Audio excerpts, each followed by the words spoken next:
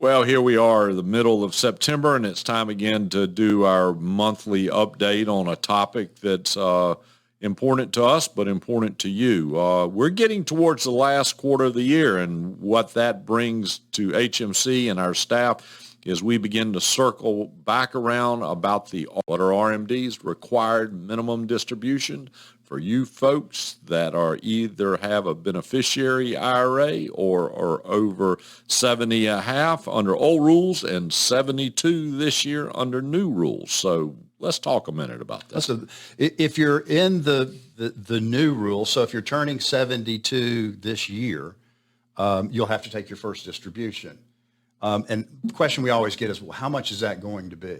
And the rule of thumb for us is add up all of your IRAs that you have, and because it takes into account all of the IRAs you have, not just the IRAs you have with us, and multiply that times 4%, and that's a good starting number to know how much you need to take. If you're not doing ongoing distributions to add up to whatever that number is, you'll need to take out before December 31st that amount of money. It's a right strong penalty if you don't do it. We pay a close attention to it for you, but we will be going around to those that will qualify because of just turning 72 this year, and we'll be reaching out to you. And again, as Gibbs said, if you are taking monthly distributions and living off of the IRA, that will then count towards the new number you have to take this year. If you were 70 and a half and you came under the old rules and you got a 1 year pass, but now we're back into it again, we're going to start that again, and the same things apply. And we'll notify you if you don't call us, because we have a list of everyone who's supposed to take their RMDs for the first time, and we'll know what that amount is because it's calculated on December 31st of last year. So we'll know. Another question we get a lot is, what's the best time of year to take it? Yes.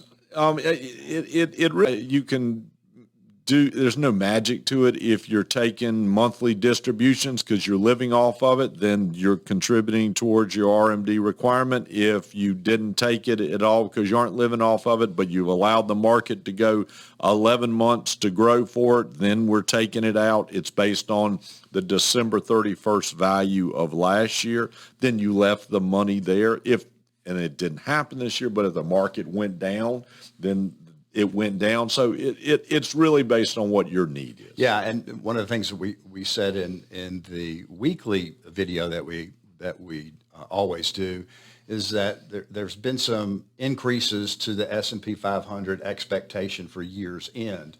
So if you wanted to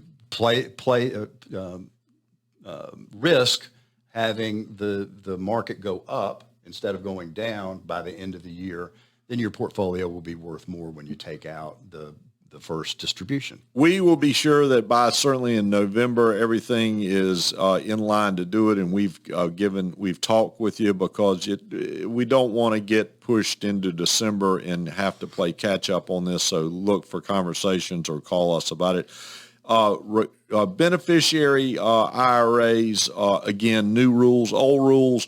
If prior to a year ago, 2020, January 1st, 2020, you had a beneficiary IRA, you just have to take money out each and every year for your lifetime. But if it's this year you received a beneficiary IRA, two things.